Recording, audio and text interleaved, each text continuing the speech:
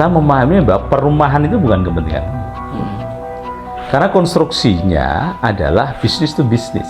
Ada saja jawaban umum dari fraksi-fraksi. Bupati yang mengatakan bahwasanya akan menindak perumahan-perumahan yang tidak taat secara aturan, Mas. Ya, tidak serta-merta bahwa demi kepentingan umum terus negara suka-suka untuk mengambil alih hak warga negara atau hak rakyat. Ada fakta alih fungsi lahan itu memang mencerabut sumber pendapatan petani dan buruh tani.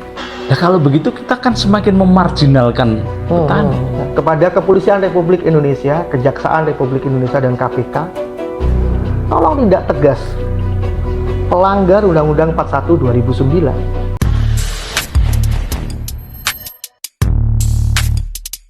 Coba dicek pasal 46. Oke. Di undang-undang tersebut mengatakan jika itu lahan yang dialiri, gantinya itu harus 3 kali lipat. Kan begitu. Jika itu lahan kering, sama kan begitu, Mas. Pertanyaan saya, Mas Riko yakin nggak sudah ada penetapan lahan pertanian di Kabupaten Jember? Apakah data ini tadi hanya data reclaiming, data statistik yang berbasis pada potensi lahan, atau sudah berbasis pada penetapan lahan? Beda loh ini konsekuensinya. Kalau SK-nya SK penetapan lahan LP2B. Nah, kalau penetapan SK LP2B, pertanyaannya, apakah setiap pemilik lahan terkonfirmasi bahwa lahannya telah ditetapkan menjadi lahan LP2B? Nah, itu yang perlu dilihat. Betul. Kami bersurat ingin tahu itu. Nah, Tapi sekarang itu belum ya. tolong dipastikan dulu. Khawatir saya SK ini sekali lagi berbasis pada data accrual. Apakah itu ada di BPS atau ada data di mana di pertanian atau apa? Ya sudah, masukkan situ, itu potensi lahan pertanian pangan, tetapkan luasannya segitu. Ansih begitu, atau mekanisme sesuai dengan Undang-Undang 21 2009. Iya. Mekanisme penetapan lahan pertanian pangan itu kan nggak mudah. Betul, konfirmasinya harus pasti bahwa si pemilik lahan mau lahannya untuk ditetapkan. Karena ada konsekuensi nih secara ekonomis. Apa itu, Mas? Ya, suatu lahan jika ditetapkan sebagai lahan pertanian pangan, konsekuensinya apa? Si pemilik lahan tidak boleh untuk melakukan penanaman di luar dari lahan pertanian pangan, di luar komoditas pangan. Tidak boleh dialihfungsikan juga. Loh, tidak boleh dialihfungsikan bukan, sudah ditetapkan kok. Gitu. Gak boleh. Kalau dia melakukan itu dan sebelumnya dia setuju bahwa lahannya ditetapkan, ya dia kena sanksi. Ya. Ada fakta begini, Mas. Kembali lagi di Wiralogi nih. Sumberjo itu, Mas, sebuah dusun baru di Kecamatan Wiralogi. Yang jika dari jalan utama Kabupaten Jember menuju Banyuwangi, dia ke arah selatan. Ada jalan itu. Warga yang menolak waktu itu, yang mau dijadikan perumahan yang di sebelah timur jalan. Sebelah kiri. Sebelah kiri ya. Hari ini mulai ada pembangunan alih fungsi lahan yang kemarin kita ngobrol-ngobrol, bahkan kami melayakan Haul Bung Karno di Sumberjo. Kami bersama-sama, mereka, oh Mas, gimana kalau kita video saja? Mereka itu, Mas, nutupi sawah-sawah itu kalau sudah malam diuruk untuk jadi perumahan. Bentar, Mas Riko. Ini menarik nih. Pertanyaan saya, lahan yang dimaksud lahannya siapa? Status lahan yang dimaksud lahannya siapa? Lahan orang per orang yang katanya sudah dibeli oleh pengembang. Tolong itu dipastikan dulu. Saya berbicara aspek hukum nih ya. Kalau itu bukan lahannya masyarakat, bukan lahannya warga di situ, satu, dia tidak punya hak atas peruntukan lahan itu. Mau dipakai apa? Satu. Yang kedua, pemakaian itu sesuai dengan apakah lahan itu ditetapkan sebagai lahan hijau atau bukan. Maksudnya adalah kami bersurat tidak diberitahu. Warga karena tidak tahunya lahan ini lahan apa, kemudian kan curiga, Mas. Menimbul kecurigaan. Ini nggak boleh, itu lahan hijau, yang ini begini, yang sekarang ini kita juga harus melakukan edukasi kepada masyarakat supaya masyarakat juga memahami bahwa apakah itu lahan hijau atau bukan, kan ada dokumennya. Runut ada dokumen. Kalau ternyata misalnya itu boleh ditetapkan sebagai kawasan permukiman dalam data misalkan di RT/RW, kalau syukur kalau ada RDTR lebih rinci lagi. Jember nggak punya ya, jarang ya. Makanya kan nggak ada hak bagi masyarakat untuk menolak itu. Kecuali kalau itu lahannya warga, lahannya masyarakat, ya, apalagi bisa dibuktikan dengan sertifikat, ya, maka masyarakat bisa untuk mempertahankan hak itu, karena itu lahannya gitu. Nah sekarang misalnya, ya lahannya sudah dijual, Mas. Nah kalau itu sudah dijual, berarti kan dia itu punya hak, secara hukum begitu gitu. Tapi bukan berarti meskipun dia punya hak, peruntukannya kan juga harus jelas. Peruntukannya harus jelas. Kalau misalnya itu bukan lahan hijau untuk dikembangkan misalnya perumahan, untuk fasilitas umum, untuk jalan, untuk apa, ya tidak masalah gitu. Artinya menjadi penting agar kita semua tahu di mana sebenarnya lahan yang sudah ditetapkan sebagai LP2B dan mana yang tidak. Nah itu artinya itu bisa di cross check. Itu kan kembali pertanyaan saya awal tadi, benarkah ada penetapan lahan pertanian pangan berkelanjutan? Satu, kalau itu benar, dokumennya ada di mana? Tadi Anda jawab ada SK. Nah, kita hanya dapat angkanya, kita minta petanya, Lah itu nggak pernah dikasih. Makanya Mas. itu dulu yang harus dipastikan gitu. Kalau lahan itu memang ditetapkan sebagai lahan pertanian pangan berkelanjutan, ternyata dialihfungsikan menjadi kawasan perumahan, berarti kan salah. Nah, itu berarti kan salah. Teman-teman Dinas Pertanian dan Dinas Perumahan Rakyat, kami sudah bersurat 2 kali loh. Nggak dibales.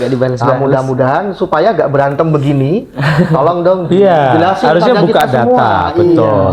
Kalau memang itu bukan kawasan lahan pertanian pangan berkelanjutan, siapapun pemiliknya lah, gitu ya, maka boleh-boleh saja dilakukan itu. Gitu. Lah ini kemudian, nah itu tadi Mas, jika tidak ada, kalau bahasa kawan-kawan adalah kepastian hukum, maka akan selalu berantem terus nih antara warga dengan pengusahanya, sehingga investasinya kan kasihan warga juga, kemudian kasihan pemerintahnya juga. Ini negara lagi butuh-butuhnya investasi. Tadi perumahan ya? Perumahan. Nah, berarti bisa konfirmasi juga ke Pak investor atau pengembang, gitu ya. Anda dapat nggak surat izin untuk bangun perumahan itu? Asumsinya kalau dia dapat surat izin, berarti lahan itu. Apa ada Mas orang bangun perumahan nggak dapat izin? Wong sudah bangun kok. Lah ya, kalau dapat izin kan bisa dirunut tuh, diizinkan. Berarti lokusnya ada di pemberi izin. Oke. Ya kan? Apakah ketika pemberi izin itu mengeluarkan izin sudah berdasarkan dokumen yang ada? Salah satunya adalah peruntukan terhadap kawasan itu. Runutnya kan begitu. Gitu ya. Kalau misalnya tidak mau menyampaikan terkait dengan data itu, ya berarti fiktif.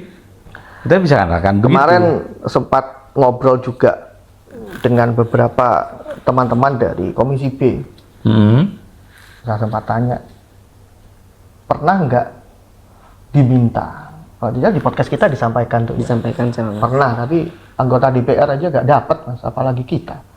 Kita kan orang biasa. itu sebenarnya menurut saya itu yang harus diadvokasi. Ya, bahasa saya begini. Bahasa ini. Jangan artinya mendorong gerakan masyarakat yang kita sendiri belum punya basis data yang kuat. Atau dorongan masyarakat ini sebenarnya untuk meminta pemerintah transparan dalam rangka menghindari akses yang tidak kita inginkan gitu. Kalau ini terbuka, sama-sama diketahui, masyarakat saya pikir juga akan memahami itu gitu. Hanya butuh kepastian itu. Kalau nggak begitu kan kita sebut kucing-kucingan. Kemarin podcast kita rata-rata itu ya kesimpulannya ya, warga minta itu, aktivisnya juga. Nah, yang paling penting diketahui dulu status tanah yang tadi dipakai untuk kawasan perumahan itu, status tanahnya apa. Itu menurut saya penting, karena alas hak ini menjadi kunci terkait dengan sebuah peruntukan. Kalau misalnya masyarakat mengklaim bahwa itu sebenarnya lahan pertanian pangan, yang harus dilindungi. Nah, harus dirunut. Apakah masuk dalam penetapan SK Bupati atau tidak? Kawasan itu atau lahan itu gitu. Ya. Kan semua clear gitu. Soalnya tidak ada prasangka. Kami pernah macam-macam membaca bahwa ada peraturan menteri yang menyatakan tentang juknis bagaimana sebuah lahan itu ditetapkan sebagai LP2B. Itu dimulai dari pembuatan peta dan mengukur lahannya. Betul. Kemudian dinas terkait mengajukan kepada bupati untuk dijadikan SK. Betul. Dan jika RT RW-nya sudah ada, maka bisa diajukan revisi kemudian. Nah, memang kami melihat dalam pembahasan yang rame kemarin terkait rencana perubahan revisi RT RW, dasar yang akan digunakan adalah SK yang sama-sama kita lihat ini. Nah, menjadi aneh jika ada opini yang berkembang, khususnya di parlemen, di Kabupaten Jember, eksekutif dalam hal ini SKPD terkait, jika diminta petanya di mana, luasnya berapa, nggak bisa, tidak mau menunjukin.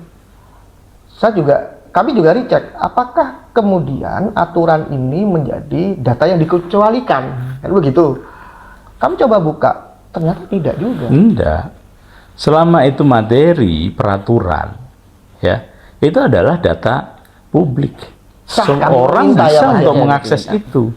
Apalagi itu bersangkutan, terlibat atau terkait dengan itu. Gitu. Makanya saya katakan, sebelum kita menjustifikasi berkaitan dengan peruntukan ini dan itu, penetapan lahan pertanian pangan atau bukan, kita cross check dulu mekanismenya udah dilakukan belum. Ya, karena apa? Hak atas tanah itu ada di masyarakat. Yang pegang sertifikat tanah, kalau sudah disertifikatkan, terhadap lahan pertanian yang akan ditetapkan itu adalah masyarakat. Kalau sudah ditetapkan sebagai lahan pertanian, maka masyarakat dijadikan lahan LP2B, pemilik lahan dapat apa dari pemerintah? Itu makanya saya katakan, tidak hanya sekedar ditetapkan dan masyarakat diwajibkan untuk tanam tanaman pangan. Ada kewajiban dari pemerintah yang harus dilakukan. Satu, misalnya, berkaitan dengan keringanan pajak bumi dan bangunan. Itu diatur di dalam pasal 38. Oke, keringanan PBB. Okay. Kalau lahan dia ditetapkan sebagai lahan LPPB, maka dia harus diberi insentif keringanan pajak. Oke. Yang kedua, pengembangan infrastruktur pertanian. Tadi yang Anda sebutkan, irigasi, jalan, yang memudahkan akses dari tempat lahan itu keluar. Dan ini memiliki nilai ekonomi yang tinggi. Yang ketiga, pembiayaan penelitian dan pengembangan benih dan varietas unggul. Artinya masyarakat, kalau lahannya ditetapkan lahan pertanian pangan, ya harus didampingi, tidak suka-suka. Kamu tanam apa, PW? Kamu tanam apa? Ini, kamu tanam... Harus paling tidak ada pendampingan. Ini loh, potensi secara ekonomi yang bagus, terkait dengan bibit misalnya. Berikutnya, kemudahan dalam mengakses informasi dan teknologi yang saya tadi bilang sebagai kelemahan dari petani kita. Itu juga harus dilakukan oleh pemerintah daerah gitu. Terus ada beberapa lagi, penyediaan sarana dan prasarana produksi pertanian. Terus jaminan penerbitan sertifikat bidang tanah, pertanian pangan melalui pendaftaran tanah secara sporadik dan sistematik. Kalau ada petani yang punya lahan pertanian pangan yang itu sudah ditetapkan sebagai LPPB, proses terkait dengan sertifikasinya harus dibantu. Ini loh amanat huruf F ini. Artinya, nah ini kembali lagi. Saya sempat ngobrol-ngobrol juga Mas dari teman-teman di parlemen sekali lagi, karena ngobrol dengan SKPD, bukan dengan bupati ya, dengan SKPD, itu susahnya minta ampun. Tanya, sudah Mas, dipastikan di wilayah kota itu pasti lahan LP2B. Kan begitu? Di kota? Di wilayah kota. Wilayah kota itu Kecamatan Patrang, Kaliwates, Sumbersari kalau di Jember. Oke, jika begitu, saya juga mikir, jangan-jangan setelah mendengar ini setelah penjelasan jangan-jangan penjelasan parlemen itu salah. Buktinya di wilayah saya tuh gak ada tuh yang pendampingan, tidak ada intensif pajak ya tetap saja. Atau jangan-jangan di Jember nggak ada LP2B? Loh, Nah, makanya itu. itu. Itu Karena kan kewajiban itu kan nggak pernah itu nyampe ke pertanyaan masyarakat. awal saya tadi. Jangan-jangan paradigma, makanya perlu di cross check ini. Yang dimaknai penetapan lahan pertanian pangan itu apakah klaim yang ada di SK dalam rangka secara kuantitatif melakukan pendataan dalam arti luasan lahan pertanian pangan di Kabupaten Jember itu sekian. Enough itu, Iya. gitu ya. Sudah dianggap, oh kita sudah punya LPPB nih. Sementara abai untuk kewajiban tadi. Iya. Hanya reclaiming saja Dan bahwa gara-gara reclaiming itu rakyat berantem sama pengembang. loh, karena ketidakjelasan terkait dengan lokusnya.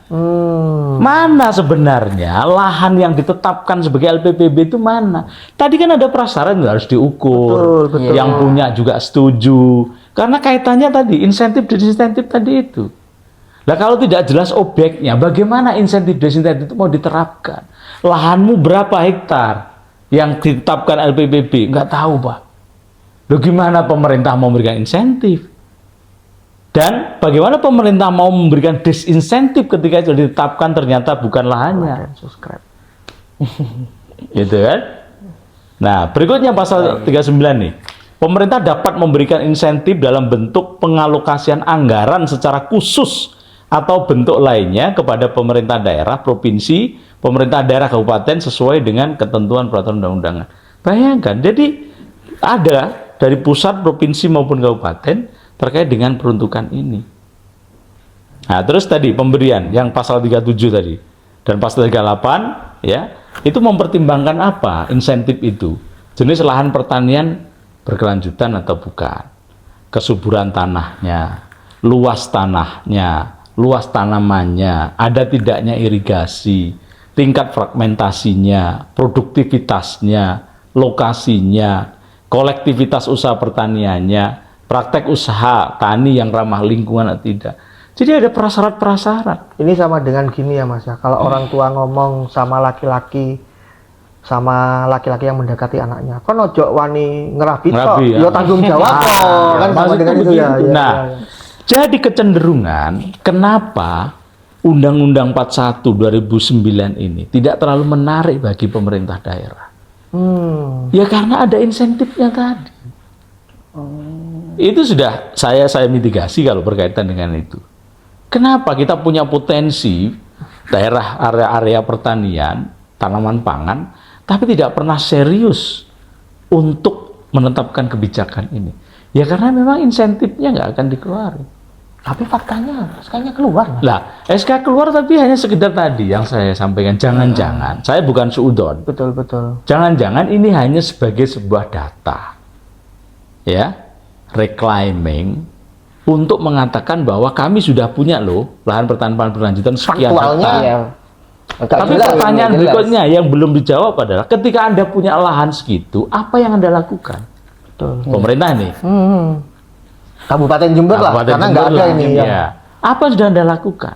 Benar enggak ketentuan yang ada di Undang-Undang 41 2009 ketika Anda bicara bahwa Anda sudah menetapkan LPPB, ikutannya dilakukan atau tidak? Apa? Insentif. Sebaliknya, kalau lahan yang sudah ditetapkan oleh pemerintah daerah, kalau ada memang penetapan definitif, kalau ada rakyat atau masyarakat tidak mematuhi dari tanaman pertanian pangan berkelanjutan, apa sanksinya? Selama ini kan nggak ada. Itu. Jadi itu menurut saya perlu diklarifikasi. Saya yakin bupati kita masih baru, Mas. Saya pernah berinteraksi beberapa kali. Beliau orang baik, punya tujuan baik dalam kampanye untuk kemakmuran dan kesejahteraan masyarakat. Saya yakin, Mas, bupati kita mau mendengar ini dan segera ngajak ngobrol banyak pihak agar ada kepastian hukum bagi rakyatnya, bagi investornya, bagi semua, biar tidak gaduh lah. Iya. Terus Ini Mas, banyak sekali Mas, saya mencatat Mas. Ketemu Mas Wendy, ya gampang-gampang susah. Ya, tapi Gampangnya sebelum dilanjut kita kasih tahu dulu buat teman-teman dialog, jangan lupa di like, subscribe channel ini agar kita semua teman-teman dialog semuanya agar semangat dalam bikin konten dan agar kita nanti bisa menemukan fakta-fakta yang lebih jelas nanti. Gitu ya Mas? ya jangan lupa subscribe. Jangan lupa subscribe. Pertanyaan selanjutnya Mas. Oke. Banyak pertanyaan ini. Kayak disertasi aja saya ini. Iya. Tanyain terus ini. Gimana Mas Riko? Kak, ngopi dulu. Oke, ayo silakan. Kuenya bisa itu, Mas, dimakan. Ya. Dalam Undang-Undang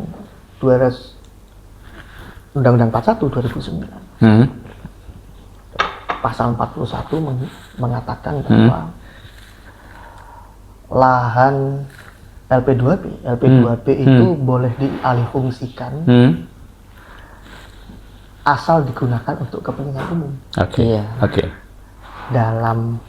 Kemudian dijelaskan di bawah, ternyata saya baca, ada penjelasannya nih. Pasal 41 itu ayat 2 tepatnya, penjelasannya begini. Yang dimaksud dengan kepentingan umum adalah kepentingan sebagian besar masyarakat yang meliputi kepentingan untuk pembuatan jalan umum, air bersih, drainase, sanitasi, pembangunan pengairan, pelabuhan, bandar udara, stasiun, kereta api, terminal, fasilitas keselamatan umum, cagar alam, serta pembangkit jaringan listrik. Pertanyaan pertama, apa DPR-nya waktu itu gak ada yang pengembang ya Mas ya? Atau memang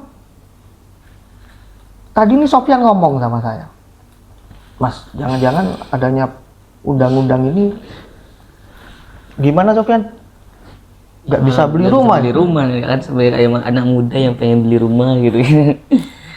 Kalau alih fungsinya harus mengubah lahan produktif menjadi perumahan. Sofyan yang sekarang ingin punya cita-cita beli rumah, 10 tahun lagi mau beli, nggak boleh alih fungsi, rumahnya penuh semua lah. Apa gimana Mas? Gini. Tapi mohon dimanai yang dimaksud dengan fasilitas umum atau kepentingan umum itu apa? Saya memahami bahwa perumahan itu bukan kepentingan umum.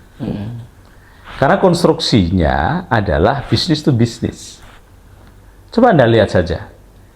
Pernahkah masyarakat ini dapat rumah dari negara secara gratis? Nggak ada. Yang dimaksud fasilitas itu fasilitas yang dibangun oleh pemerintah, oleh negara, yang dimanfaatkan oleh siapapun. Tanpa mengecualikan. Kalau kita beli rumah kan nggak boleh rumah kita dipakai oleh siapapun.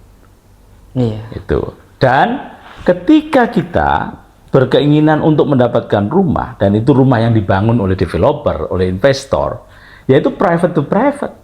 Kita sebagai konsumen, dia sebagai pelaku usaha perumahan. Artinya pemahaman selama ini bahwa rumah subsidi itu digunakan untuk kepentingan umum dalam perspektif regulasi. Subsidiaritas yang diberikan oleh negara, oleh pemerintah kepada individu-individu dalam rangka untuk pemenuhan kebutuhan dasar yang namanya perumahan, itu adalah sebenarnya bantuan pemerintah kepada mereka yang miskin, yang tidak mampu untuk membeli rumah.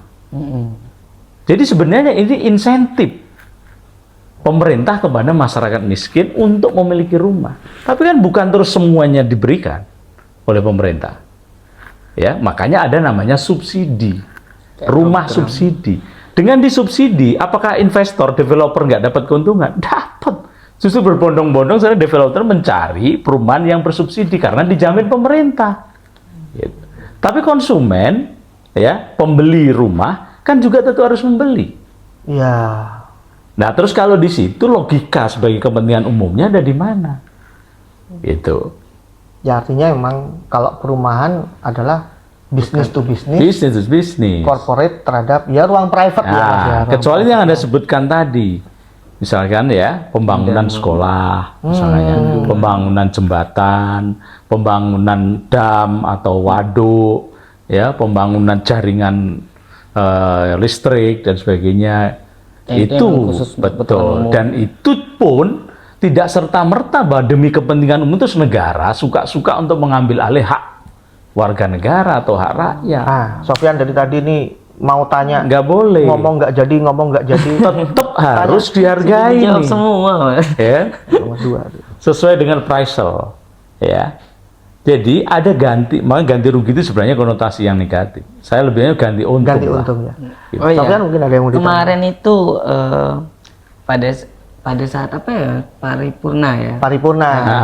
Pada saat jawaban umum dari fraksi-fraksi, Bupati mengatakan bahwasanya akan menindak perumahan-perumahan yang tidak taat secara aturan. Mas, Ya, pada saat pandangan jawaban atas pandangan fraksi kemarin, Bupati kita Bupati menyampaikan hal seperti itu. Apa konkretnya?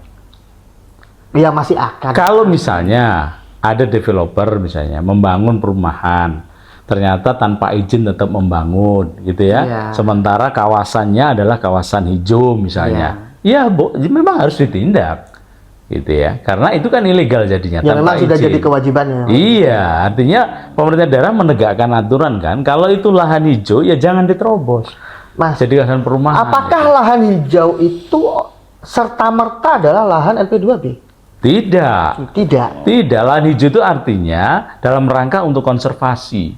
Oh. Tidak harus lahan pertanian. Oh. Bisa lagi itu juga hutan, bisa lagi untuk tegakan pohon untuk perindang, macam-macam. Iya, 20% dana Intinya kita emang untuk hutan, maksudnya. untuk itu. Untuk tegakan. Untuk itu. Lah, ini menjelang biota lagi ada tamu. Terkait dengan perda lahan pertanian pangan berkelanjutan di Jawa Timur, Provinsi Jawa Timur sudah punya. Oke. 14 kabupaten kota di Jawa Timur sudah punya. Ya. Termasuk Lumajang, Oke. tetangga kita. Jember belum, Mas. Oke. Iya. Kemarin pada saat kita podcast ya, podcast, kami semua punya pandangan, wah, perda LP2B itu penting, Mas. Ada yang mengatakan, kenapa? Agar itu tadi, Mas. Rakyat sama pengembang tidak saling curiga, ya kan? Datanya sudah nggak ada, kita minta nggak dikasih, aturannya nggak ada. Mas Fendi, melihat urusan ini bagaimana? Ya, dari sisi kepentingan, menurut saya urgent ya. Tapi juga ada yang memanai dari sisi mandat regulasi. Kalau kita baca pada ketentuan pasal 23, Undang-Undang 41 2009, terutama yang kaitannya dengan kabupaten kota, di ayat 3 menentukan begini, penetapan kawasan pertanian pangan berkelanjutan kabupaten, ya, diatur dalam peraturan daerah mengenai rencana tata ruang wilayah kabupaten. Artinya kalau di Jember harusnya masih ngikut yang Perda 1 2015. Nah, betul. Artinya di Perda 1 2015 itu di situ ada klausula yang menetapkan berkaitan dengan LPPB. Betul. Ya kan? LPPB. Nah, pertanyaannya, loh kok ada kabupaten yang punya perda khusus tentang LPPB? Saya katakan di dalam perspektif hukum, sesuatu yang tidak dilarang itu berarti boleh dilakukan. Artinya kalau memang ada komitmen yang kuat yang mengatur berkaitan dengan perlindungan lahan pertanian pangan, menurunkan regulasi di 41 2009 dalam perspektif kepentingan daerah, boleh saja. Jadi perda tentang lahan pertanian pangan misalnya berkelanjutan di Kabupaten Jember, di situ mengadopsi 41 2009 dengan ditambah spesifikasi kepentingan Kabupaten Jember, boleh saja. Artinya kalau sudah ada perda itu, kemungkinan yang terjadi sekarang misalnya adalah Menteri Pertanian sudah mengeluarkan surat edaran kalau tidak salah, Mas, yang melarang segala jenis alih fungsi lahan pertanian ke non pertanian bulan Mei kalau tidak salah kemarin. Namun faktanya ya itu tadi, karena tidak jelas, ada saja pertanian yang diuruk menjadi perumahan, menterinya sudah bilang tidak. Artinya kalau ada aturan itu, hal demikian bisa tidak terjadi ya, Mas ya? Yaitu pertanyaan awal kembali tadi gitu. Apakah lahan itu sudah ditetapkan atau belum? Kuncinya ada di situ sebenarnya. penetapan lahan tadi itu menjadi standing point dalam rangka untuk menegakkan aturannya seperti apa. Kawasan itu betul, lahan itu misal hamparan itu betul, existing ini adalah lahan pertanian. Di situ tanamin padi, kadang-kadang jagung, kadang-kadang ketela, macam-macam. Oke. Tapi lahan itu belum ditetapkan sebagai LPPB. Maka ketika yang punya lahan itu mau menanami selain tanaman pangan, nggak boleh dilarang. Gini Sofyan caranya, saya punya ide. Jadi kalau mau tahu itu lahan LP2B sudah nggak perlu tanya sama pemerintah, karena pemerintahnya nggak jawab, kita datang ke petaninya. Pak, dapat intensif apa saja? Atau jangan begitu dulu. Pak, pernah nggak Bapak dimintai persetujuan bahwa lahan pertanian Bapak ini akan ditetapkan sebagai lahan LPPB? Tanya itu dulu. Nggak ada Mas, nggak ada yang datang sini, nggak ada yang data, misalkan. Oh ada Mas, Anda data. Nah, baru pertanyaan yang kedua tadi. Kalau itu sudah ditetapkan, ya Bapak tahu nggak lahan Bapak ini ditetapkan, Bapak nggak boleh nanam selain tanaman pangan. Nah, misalkan, iya Pak, saya pernah diinformasikan begitu. Nah, Bapak dapat insentif nggak? Pajaknya gimana? Nah, pajaknya gimana? Bla bla bla bla bla. Ikutin dari mandat undang-undang. Nampaknya yang harus capek kamu. Turun satu-satu daripada datang ke dinas. Oh, dinasnya nggak dengerin. 2 kali bersurat percuma ya. Ya, jadi kamu datang ke orang Sukoharjo, ya kan? Datang lagi ke itu yang berantem itu. Ada kelompok-kelompok tani yang datang, Mas. Iya. Kelompok-kelompok tani awalnya semangat. Mas, gimana caranya? Iya, di daerah. Tanya ke mereka berarti ya. Kita undang aja mereka semua, kita inventarisir satu-satu. Pastikan dulu apakah lahannya itu sudah ditetapkan atau belum. Itu. Kalau berdasarkan SK tadi itu, paradigma SK itu bisa kita pahami berbagai macam. Apakah sekedar itu mengquote data existing, ya, hanya dimasukkan pada dokumen gitu ya, atau proses penetapan tadi dilaksanakan. Jadi basis datanya itu dari mana gitu? Dari pendataan terkait dengan luasan lahan pertanian, atau memang sudah dalam pendekatan mekanisme prosedur penetapan lahan pertanian berkelanjutan. Ini kan harus clear dulu, gitu ya. Ibaratnya orang beginilah, oh di rumahnya Pak Fendi itu ada 5 orang, keluarganya Pak Fendi itu berarti 5. Misalkan begitu ya. Ya nggak salah, di rumah saya ada 5 orang. Tapi belum tentu keluarga. Tapi pertanyaannya, apakah itu keluarga saya? Jangan-jangan tamu. Lihat kakaknya juga ya. Nah, lihat kakaknya. Dan saya ditanya, ini bener anaknya Pak? Ini istrinya Pak? Logika sederhananya begitulah. Mas, sebelum kita sudahi diskusi kita, karena kalau dibiarin nanti tamunya nggak dan bisa sampai sore lah diskusi ini ya. Mas Fendi kan bagian dari Civitas Akademika Universitas Negeri Jember. Saya orang yang pernah mengenyam pendidikan di sini juga. Bagaimana Mas Universitas Negeri Jember melihat alih fungsi lahan yang ada di Jember ini? Itu bicara transformasi informasi teknologi, saya pikir bagian dari kewajiban kita semua. Universitas ada 3 perguruan tinggi. Di sebelah timur tembok Universitas Negeri Jember itu, saya tahu Mas Fendi juga sering berkomunikasi dengan mereka. Ada tanah bekas HR Pak Verponding 414 yang ditetapkan menjadi objek yang reform. Kata dengan Pangdam 5 Brawijaya. Miris Mas, kemarin kami ke sana. Ada petani ya. Kita ajak ngobrol, dia bilang ya, kita dulu demo bareng. Dia dulu sebelum ada perumahan. Ada satu tempat yang di seberang kanan jalan rumah warga tidak bisa disertifikat. Di sebelah kirinya perumahannya disertifikat.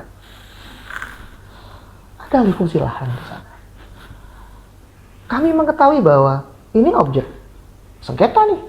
Saya tanya, kenapa kok ini yang sana bisa? Iya, katanya tentara kan cuma keberatan, tidak melarang untuk disertifikat. Ada kalimat yang kok begitu ya? Namun maksud saya adalah kampus kebanggaan kita.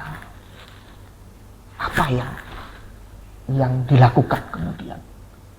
Melihat bahwa ya terkait alih fungsi lahan yang suka tidak suka, mau tidak mau, saudara kita tadi yang sebelum ada perumahan dia bekerja 1 minggu 5 kali ya Sob? 5 kali. Memilih libur Sabtu Minggu. Penghasilannya sehari 75.000 Mas. Semenjak ada perumahan Murang. 2 kali kalau ada. Oke. Di wilayah itu aliran irigasinya sudah berpindah 3 kali. Sehingga kalau sudah musim kemarau ya agak kacau juga. Saya tidak mau sebutkan nama perumahannya, wilayahnya juga kan nanti malah menimbulkan. Tapi bagi kami bahwa ada fakta alih fungsi lahan itu memang mencerabut sumber pendapatan petani dan buruh tani. Ada fakta bahwa akibat alih fungsi lahan tersebut petani tidak punya penghasilan, maka urbanisasi yang terjadi, semua berbondong-bondong ke kota. Kemudian bisa menjadi dalih bahwa ada peningkatan ledakan jumlah penduduk, sehingga menjadi alasan kemudian bagi pengusaha untuk melakukan pembangunan perumahan yang kadangkala kalau pengusahanya juga tidak, itu adalah lahan yang sangat produktif. Kita juga tahu sawah adalah harta karunia Tuhan yang jumlahnya tidak bisa bertambah. Itu pripun Mas, ini mumpung saya berada di tempat yang istimewa ini Mas. Jadi gini, saya akan bicara secara objektif aja ya, bahwa kebutuhan tempat tinggal itu juga kebutuhan dasar ya. Betul. Yang mau nggak mau juga harus dipenuhi. Makanya tadi saya matur ada insentif dari pemerintah, ada subsidi dari pemerintah dalam rangka itu. Tapi sekali lagi juga ada koridornya, ada rambu-rambunya. Kalau Mas Riko nyampaikan berkaitan kondisi existing yang ada di timur kampus itu, pola perjuangan kawan-kawan di organisasi ekstra kampus gitu ya, Kemenri saya pikir juga luar biasa.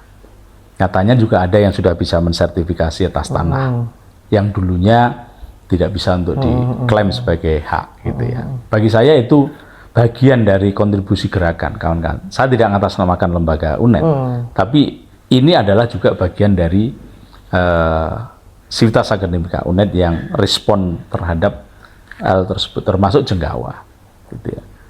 Nah pertanyaannya adalah apakah ini berkeadilan? Kita harus fair menurut saya mendudukkan ini. Pertanyaannya, banyak data juga yang ada bahwa ketika petani memperoleh haknya atas tanah, mudah-mudahan Mas Dito punya datanya juga, berapa persen yang tanah mereka akhirnya dijual? Ya, Sukoharjo jadi contoh. Ya itu, artinya bahwa ketika idealisme kita waktu dulu mahasiswa kita memperjuangkan itu dengan harapan bahwa ketika petani memiliki hak atas tanah, dia akan hidup lebih layak. Mereka bertani, dia memanfaatkan sumber daya pertanian, sumber daya lahan itu gitu. Penyangga tatanan. Nah, tapi apa? Ternyata kan tidak semuanya begitu. Karena apa? Ya memang karena tuntutan. Kalau saya bertani saya hanya dapat segitu, kalau ini saya bangun kosan saya dapat berapa kali lipat. Realistis mereka. Tetangga saya punya mobil, tetangga saya punya kendaraan, saya punya tanah. Kenapa nggak saya jual? Nah, itu semua sekali lagi kita tidak dalam perspektif untuk apa ya, mendiskreditkan mereka, tidak gitu. Tapi juga kita harus objektif bahwa peralihan lahan tadi itu tidak semata-mata karena yang desakan tuntutan industri, kebutuhan perumahan ataupun yang lain, tapi juga kesadaran memiliki dari petani kita juga perlu dikaji juga. Karena apa? Kembali lagi, karena memang dorongan, lingkungan. Yang kedua, tolong juga didudukkan dengan baik. Ketika developer ini punya hak, ya, membangun kawasan perumahan itu, tentunya kan bukan ilegal. Betul. Artinya ada mekanisme perizinan yang dia lalui. Kenapa itu diizinkan? Pada ada reasoningnya. Dengan segala mungkin caranya seperti apa saya tidak tahu gitu. Tapi terus angkut menghadapkan bahwa ini tidak bisa diurus sertifikat, kok ini bisa diurus gitu ya. Nah ini saya pikir perlu digali lagi. Apa reasoningnya begitu terkait dengan penetapan wilayah atau kawasan yang ada di situ. Nah ini memang persoalan yang bisa dibilang pelik ya pelik, tidak sederhana yang kita bayangkan. Nah secara institusi pendidikan tinggi sebenarnya ya tidak sampai pragmatis untuk masuk pada area itu kan sebenarnya area kebijakan pemerintah kan. Mungkin kita hanya pada sebatas melakukan advokasi, penyadaran, lebih jauh lagi misalnya kajian-kajian strategis terkait dengan pemanfaatan lahan, ya fungsi kita pada itu. Kalau kita terlalu dalam masuk ke situ, justru kita offset juga. Bukan wilayahnya. Ya bukan wilayahnya, dan kita juga bisa nggak mengambil keputusan apapun gitu. Artinya kan universitas sudah melakukan sesuatu. Ada, kontribusi itu ada. Meskipun mungkin dipahami oleh masyarakat juga tidak terlalu maksimal karena tidak langsung berkaitan dengan hak-hak mereka. Gitu. Iya, Mas.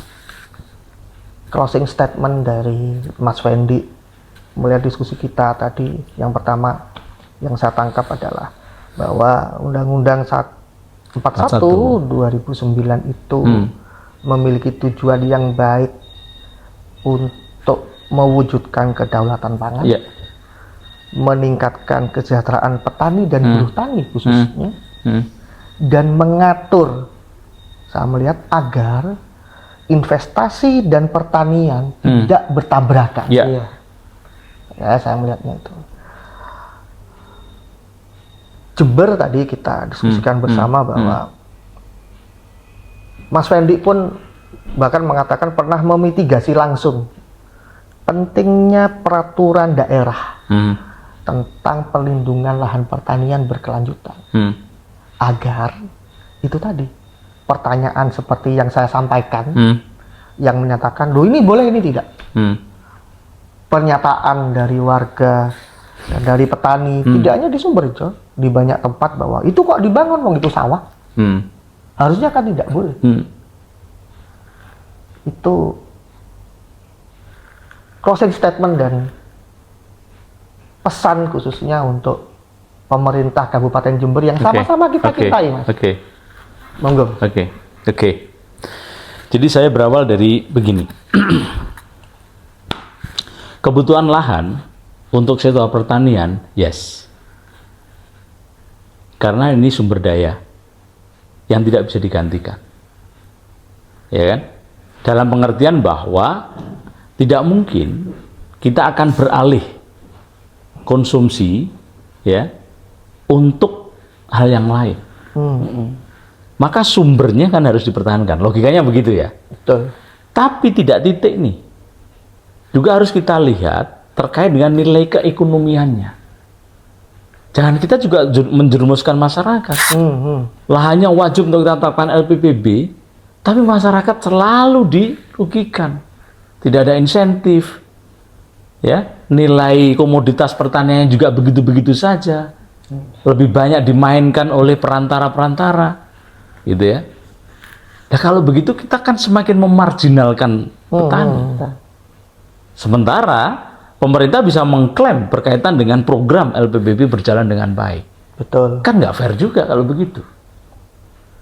Jadi menurut saya yang paling bijak adalah pertahankan itu lahan pertanian pangan, tapi juga tingkatkan kesejahteraan masyarakat. Tanggung jawabnya ya. Betul. Itu satu paket. Gitu, itu satu paket.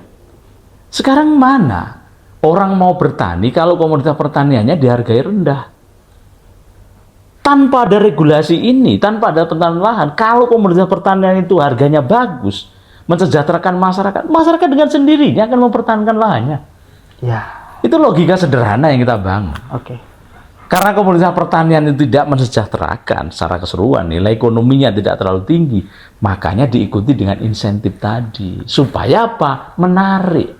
Kalau masyarakat atau petani sudah tertarik, dia akan mempertahankan sumber dayanya. Ya. Logika sederhananya begitu. Tanpa harus disuruh-suruh, tanpa harus diancam dan sebagainya. Ya, kalau bisa makan dari tanah nggak mungkin dijual. Nah, mungkin dijual. Ya,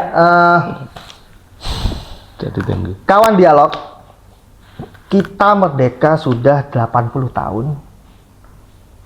Namun kembali lagi, sebuah artikel sederhana dari CNBC Indonesia yang berjudul Indonesia Negara Darurat Impor yang terbit 5 Juli 2023 membuat kami berpikir, benarkah kita sudah merdeka? Ada beberapa poin yang menjadi catatan kami. Yang pertama, 6 dari 9 bahan pokok di Indonesia dicukupi dengan cara impor. Beras, susu, garam, bawang, daging, gula, di mana sejak tahun 2012 sampai 2022 saja ada 1.272 triliun yang dikeluarkan menggunakan uang negara. Yang kedua, ada defisit 19 triliun sejak 2012 sampai 2023 untuk perdagangan buah dan sayur mayur. Itu artinya produksi lokal kita lebih kecil dibandingkan impor. Yeah. Lantas beras sebagai komoditas utama, kita sangat bergantung kepada India, Thailand, Vietnam, Pakistan. Kedelai kita bergantung sama Amerika. Karena itu pelaksanaan Undang-Undang 41 2009 oleh pemerintah sampai dengan pemerintah daerah sangatlah penting agar cita-cita besar bangsa kita atas kedaulatan pangan itu terwujud. Di samping itu, kepastian hukum baik bagi investor untuk berinvestasi, bagi rakyat dan semuanya, khususnya atas ketersediaan alam yang berupa lahan itu, bisa tidak membuat kita saling berantem. Jika kepastian hukum terjaga, pasti tidak saling curiga, kan begitu. Kepada Kepolisian Republik Indonesia, Kejaksaan Republik Indonesia dan KPK, tolong tindak tegas pelanggar Undang-Undang 41 2009. Karena lahan pertanian adalah karunia Tuhan Yang Maha Esa yang jumlahnya tidak bertambah. Dan agar perlindungan atas ketersediaan pangan dan sumber kerja bagi petani dan buruh tani itu bisa terwujud. Kami berdua, saya Riko Nurfiansa Ali dan Saya Muhammad Sofian. terima kasih Mas Wendy. Sama-sama. Merdeka Mas. Merdeka. Selamat ulang tahun Republik Indonesia ke-80. Dirgahayu. Dirgahayu Indonesia. Terima kasih semuanya.